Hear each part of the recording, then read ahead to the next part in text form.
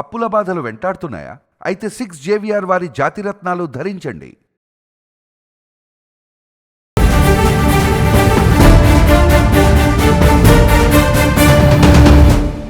నమస్తే, welcome to మనం TV. ప్రస్తుతం నాతో పాటు స్టూడియోలో ఉన్నారు అనలిస్ట్ కట్టా కార్తిక్. వారితో మాట్లాడదాం. కార్తిక్ గారు నమస్తే అండి. నమస్తే వాలి. కార్తిక్ గారు, వైఎస్ జగన్మోహన్ రెడ్డి గారు ప్రకాశం జిల్లా పొదిలి పర్యటన మనం చూసాం. వీడియోలు ఎంత దారుణంగా ఉన్నాయో. జగన్మోహన్ రెడ్డి గారు పొగాకు వేలం కేంద్రాన్ని సందర్శించిన నేపథ్యంలో అక్కడ వైసీపీ కార్యకర్తలు ఒక రణరంగమే సృష్టించారు. రాళ్లు రువ్వారు, మహిళలు గాయపడ్డారు, పోలీసులు కూడా గాయపడ్డారు. ఆ పొగాకు బేళ్లు ఉంటాయి చూసారా, ఆ పొగాకు వేలం కేంద్రంలో లిటరల్గా కాళ్ళతో, చెప్పులతో, షూలతో తొక్కుకుంటూ పోతున్నారు. ఆ పంట పూర్తిగా ధ్వంసం అవుతున్న పరిస్థితి. అది వాళ్ళ గమనించట్లా. ఎలా చూస్తారు? ఇప్పుడు మంచికి పోతే చెడు ఎదురైందంటారు. జగన్మోహన్ రెడ్డి గారు ఈ మధ్య ఏ పర్యటనకి వెళ్ళినా సరే ఏదో ఒక వివాదంలో ఉంటుంది. ఇప్పుడు వరుసగా చెప్తాం మీకు. ఎమ్మెల్సీ ఎన్నికలు జరుగుతున్న సమయంలో గుంటూరు మిర్చి యార్డ్లో రైతులు ఇబ్బంది పడుతున్నారని పర్మిషన్ లేకపోయినా సరే విపక్ష నాయకుడిగా జగన్మోహన్ రెడ్డి గారు అక్కడికి వెళ్ళారు. గుంటూరు మిర్చి యార్డ్, అక్కడ మిర్చి రైతుని పలకరించడానికి వెళ్ళారు. కానీ అక్కడ జరిగింది ఏంది? ధ్వంసం, విధ్వంసం. రైతుల మీద దాడి జరిగింది. రైతులకి వైసీపీ కార్యకర్తల మధ్య గొడవ జరిగింది. చివరికి రైతులు కంప్లైంట్ చేశారు, మా మిర్చి బత్తలు ఎత్తకపోయారు అని. అంటే ఎంత పొరుగుపోయిందని జగన్మోహన్ రెడ్డి గారికి. సరే, అది పోనండి. ఉమ్మడి అనంతపురం జిల్లా, ఇప్పుడు సత్యసాయి జిల్లా రాప్తా నియోజకవర్గంలో ఒక వైసీపీ కార్యకర్త చనిపోతే పలకరించడానికి జగన్మోహన్ రెడ్డి గారు వెళ్ళారు. వెళితే అక్కడ హెలికాప్టర్ ధ్వంసం జరిగింది. ఆ హెలికాప్టర్ ధ్వంసం మీద ఇప్పుడు కేసు నమోదే నడుస్తుంది. అక్కడ హెలికాప్టర్ని ఎవరు ధ్వంసం చేశారు? వైసీపీ కార్యకర్తలు.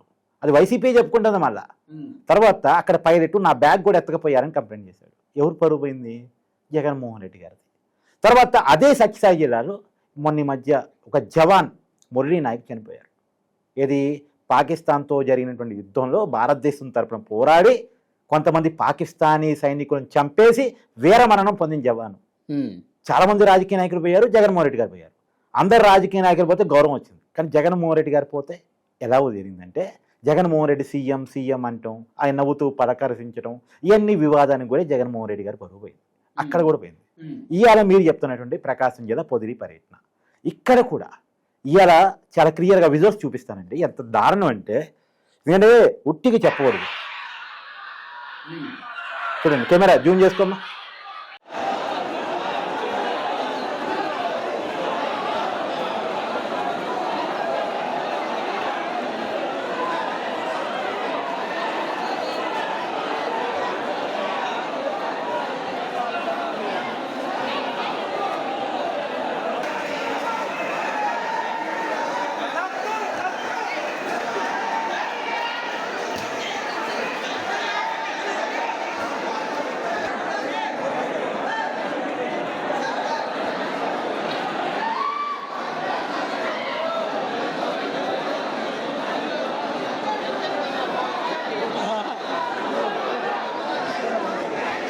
దీన్ని ఎట్లా అర్థం చేసుకోవాలి? జగన్మోహన్ రెడ్డి గారు ఏ పర్యటన పోయినా ఇవాళ మీరు అన్నట్టు పొగాకు బేలని తొక్కారు. తొక్కటం మాత్రమే కాదు, అక్కడ కొంతమంది మహిళలు ఏదో వాళ్ళ జగన్మోహన్ రెడ్డి గారి అఫీషియల్ ఛానల్ సాక్షిలో మహిళని కించపరుస్తూ వ్యాఖ్యలు రావటం మీద కనీసం సాక్షి పెట్టుబడిదారుగా జగన్మోహన్ రెడ్డి గారు ఖండించకపోవటం, దానికి వ్యతిరేకంగా మాట్లాడకపోవటం, దాని మీద మహిళలు నిరసన వ్యక్తం చేస్తున్నారు. ఆ మహిళల మీద దాడులు, దాన్ని అడ్డుకోపోయిన పోలీసుల మీద దాడులు. ఒక డిఎస్పీ గాయాలై స్టేషన్లో ఉన్నారు, హాస్పిటల్లో ఉన్నాడంట. ఏంటండి ఇది? మహిళల మీద దాడులు చేస్తారు, పోలీసుల మీద దాడులు చేస్తారు, రైతుల మీద దాడులు చేస్తారు, రైతుల పంటను ధ్వంసం చేస్తారు. రైతుల్ని పలకరించడానికి పోయారా? రైతుల మీద యుద్ధం చేయడానికి పోయారా? ప్రజల తరపున పోతున్నారా? ప్రజల మీద యుద్ధం ప్రకటిస్తున్నారా జగన్మోహన్ రెడ్డి గారు? కానీ ఇది తీరు మార్చుకోవాలి. మరి ఇప్పుడు జగన్మోహన్ రెడ్డి గారు ఇంకో పర్యటన గురించి కూడా చెప్పాలి. మొన్న మధ్య తెనాలి పోయారు జగన్మోహన్ రెడ్డి గారు. ఎవరిని పలకరించడానికి పోయారు? ఎవరిని పరామర్శించడానికి పోయారు? గంజాయి బ్యాచ్ని పరామర్శించడానికి వెళ్ళారు. ఓకే, ఇది వాస్తవానికి ఆ ముగ్గురు యువకుల్ని పరామర్శించారు కదా, ముగ్గురు యువకుల్ని కొట్టడం తప్పన్నారు కదా. కానీ ఆ ముగ్గురు యువకులు చేసిన పని ఏంటి? అదే సెంటర్లో ప్రజలందరూ చూస్తుండగా ఒక కానిస్టేబుల్ మీద దాడి చేశారు. ఆ కానిస్టేబుల్ పారిపోయాడు కాబట్టి బతికిపోయాడు. ఇలా కానిస్టేబుల్ భార్య అడుగుతుంది, మీరు వచ్చారు జగన్మోహన్ రెడ్డి గారు, ఆ ముగ్గురు యువకుల్ని పలకరించారు, పరామర్శించారు. సరే, ఆ ముగ్గురు యువకుల్ని కాదులే, ఆ ముగ్గురు యువకుల కుటుంబాన్ని పరామర్శించారు. మరి నేను బాధితురాన్ని, నా భర్తని చంపబోయారు ఆ ముగ్గురు యువకులు, నా భర్త పారిపోయి కేసు పెట్టాడు కాబట్టి బతికిపోయాడు, స్టేషన్ పారిపోయాడు కాబట్టి, లేకపోతే నా భర్త చనిపోతే నేను ఇలా ఒంటరి మహిళ అయ్యి ఉన్నదాన్ని నేను కదా బాధించడం, నన్ను కదా పలకరించాల్సిందని ఆ దళిత మహిళ అడుగుతూ ఉంది. అంటే జగన్మోహన్ రెడ్డి గారి ప్రతి పర్యటన వివాదం అవుతుంది, ప్రతి చోట వివాదమే జరుగుతుంది, ప్రతి చోట జగన్మోహన్ రెడ్డి గారి పరువు పోతుంది, వైసీపీ పరువు పోతుంది. అంటే దీంట్లో వైసీపీ రివ్యూ చేసుకోవాలి. ఏం చేసుకోవాలి? మొన్న ఎన్నికల్లో బొక్కబాల్ సహజంగా నువ్వు కింద పడ్డావు అనుకో, ఏమనుకుంటావు? ఎందుకు కింద పడ్డానో తెలుసుకొని కింద పడకుండా నడవటం ఎలానో నేర్చుకుంటావు, జాగ్రత్తగా నడుస్తావు. అవును. ఇప్పుడు వైసీపీ బొక్కబాల్లో పడింది మన ఎన్నికల్లో. 151 సీట్లు 2019లో వస్తే మొన్న 11 సీట్లకు పరిమితం అయిపోయింది. వైసీపీ పార్టీ రివ్యూ చేసుకోవాలిగా. 2019లో ప్రజలు మన నుంచి కోరుకున్నది ఏంటి, మన కాడ నుంచి ఆశించింది ఏంది, కానీ మనం ఇవ్వలేకపోయింది ఏంది, మనం ఫెయిల్ అయింది ఎక్కడ అనేది రివ్యూ చేసుకొని జాగ్రత్తగా ప్రజల్లోకి వెళ్ళి మళ్ళా ప్రజల్ని తన వైపు మౌల్డ్ చేసుకునే రకంగా వైసీపీ ఉండాలి. కానీ ఉన్న ఓట్ బ్యాంకును కూడా పోగొట్టుకునే రకంగా అంటే రివ్యూ చేసుకున్నారు కదా, రివ్యూ చేసుకుంటేనే కదా 2.0 చూపిస్తా సినిమా చూపిస్తా అంటున్నాడు ఆయన. ఇప్పుడు ఏం చూపిస్తున్నా? 2.0 అంటే ఇదా? 2.0 అంటే మిర్చి బత్తాలు ఎత్తపోవటం, 2.0 అంటే పొగాకు రైతుల మీద దాడులు చేయటం, పొగాకు పంటను ధ్వంసం చేయటం, మహిళల మీద దాడులు చేయటం, హెలికాప్టర్ ధ్వంసాలు, మిర్చి బత్తాలు ఎత్తకపోవటాలు, బ్యాగులు ఎత్తకపోవటాలు, ముళ్ళ నాయకులను పరామర్శించడంపై సీఎం అని నినాదాలు చేపించుకోవటాలు, ఇవి కాదు కదా ఉండాల్సింది. జగన్మోహన్ రెడ్డి గారు తన పర్యటనలో ఏం జరుగుతుందో రివ్యూ చేసుకోగలగాలి. నిజానికి తెనాలి పర్యటన అప్పుడట వైసీపీకి సంబంధించిన సీనియర్ నాయకులు అందరూ చెప్పారంట, సార్ ఆ పర్యటన మనకి మైనస్ అవుతుంది, వెళ్ళొద్దు, మీరు వెళ్ళొద్దు అంటే వెళ్ళారు. చివరికి వైసీపీ నాయకులు చాలామంది ఫీల్ అవుతున్న విషయం ఏంటంటే తెనాలి పర్యటనకి వెళ్ళొద్దంటే వెళ్ళారు. ఆ పక్కనే very next day YCP party official program ఉంది, వెన్నుపోటు దినోత్సవం. మళ్ళీ అదే జగన్మోహన్ రెడ్డి గారు ప్రకటించారు. ఆ వెన్నుపోటు దినోత్సవానికి మాత్రం జగన్మోహన్ రెడ్డి గారు లేరు. బెంగళూరు నుంచి వచ్చారు, మళ్ళీ బెంగళూరు వెళ్ళిపోయారు. అసలు బెంగళూరులో పార్టీ ఆఫీస్ ఏమైనా ఉందా? బెంగళూరులో పార్టీ శాఖ ఏమైనా ఉందా? అక్కడ వైసీపీ ఏమైనా ఉందా? అక్కడికి ఎందుకు వెళ్తున్నారు? ఇక్కడ కదా పార్టీ ఉంది, ఇక్కడ కదా నాయకులు ఉంది, ఇక్కడ కదా కార్యకర్తలు ఉంది, ఇక్కడ కదా ప్రజలు ఉంది. ఈ ప్రజలు కదా మనకు కావాల్సింది, ఈ ప్రజలు కదా మనకు ఓట్ వేయాల్సింది. ఇక్కడ పార్టీ ప్రోగ్రాం జరుగుతుంటే పార్టీ అధినాయకుడిగా పిలిపించిన వ్యక్తిగా లేకుండా పోతావు, వద్దన్న ప్రోగ్రామ్ ఏమో చేస్తావు, చేయాల్సిన ప్రోగ్రామ్ ఏమో మిస్ అవుతావు. ఇది ఎక్కడ పోవాలని చెప్పేసి వైసీపీ నాయకులు తలలు పట్టుకుంటా ఉన్నారు. ఇది జరుగుతుంది వైసీపీలో. ఈ తీరు మార్చుకోగలగాలి. ప్రజల మీద యుద్ధం ప్రకటించొద్దు, ప్రజల మీద యుద్ధం ప్రకటించి వాళ్ళని సమర్థించొద్దు.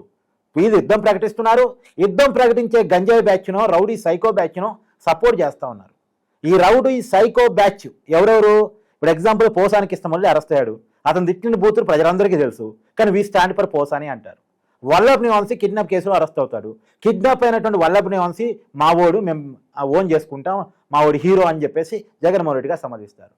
తర్వాత పిన్నెల్లి రామకృష్ణారెడ్డి అరెస్ట్ అవుతాడు. ఏంటంటే ఈవీఎం పాల్గొడితే తప్ప అండి, ఈవీఎం ఏదో పాల్గొట్టాడు, ఆ విషయంలో పాల్గొట్టాడు తప్ప అండి అంటాడు.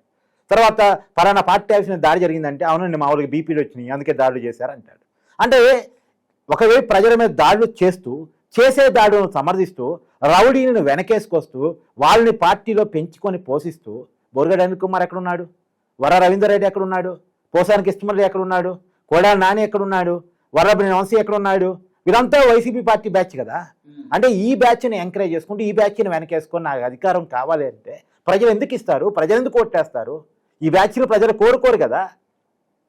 జగన్మోహన్ రెడ్డి గారు ఖచ్చితంగా తన పార్టీలో ఏం జరుగుతుందో, తన పర్యటనలో ఏం జరుగుతుందో, తనకున్న మైనస్ ఏంటో, ప్రజలు తన నుంచి ఏం కోరుకుంటున్నారో ఖచ్చితంగా తెలుసుకోగలగాలి, రివ్యూ చేసుకోగలగాలి, అది మార్చుకోగలగాలి. తన పర్యటన ఎక్కడ పర్యటించినా సరే అది మైనస్ అవుతుంది ఆఖరికి ఆయనకి. నిజానికి వలి ప్రతిపక్షానికి ఏ పర్యటనైనా ప్లస్ కావాలి. ఎందుకంటే ప్రభుత్వం ఎంత చేసినా చేయంది ఏదో మిగిలిపోద్ది, ఎంత ఇచ్చినా ప్రజలకి ఏదో ఇవ్వంది ఏదో మిగిలిపోయింది. అందరినీ సాటిస్ఫై చేయటం, అందరికీ అన్ని ఇవ్వటం ఎవరి వల్ల కాదు. కాబట్టి ఆ ఇవ్వని దాన్ని, ప్రభుత్వం మిస్ అయిన దాన్ని చూపిస్తూ ప్రభుత్వాన్ని ఎత్తు చూపుతూ తనకు అనుకూలంగా మార్చుకోవచ్చు ప్రతిపక్షం. కానీ ఇక్కడ ప్రతిపక్షం మైనస్లో పడుతుంది, ప్రభుత్వం పడాల్సిన మైనస్ ప్రతిపక్షానికి అవుతుంది. కాబట్టి ప్రతిపక్షంగా ఉన్నటువంటి, అంటే ప్రతిపక్షం అఫీషియల్గా లేకపోయినా ప్రతిపక్షం వైసీపీ కాబట్టి ప్రతిపక్షంగా ఉన్నటువంటి వైసీపీ తనకు తాను రివ్యూ చేసుకోవాలి. రివ్యూ చేసుకోకపోతే ఘోరమైన నష్టాన్ని చవి చూడాల్సి వచ్చింది.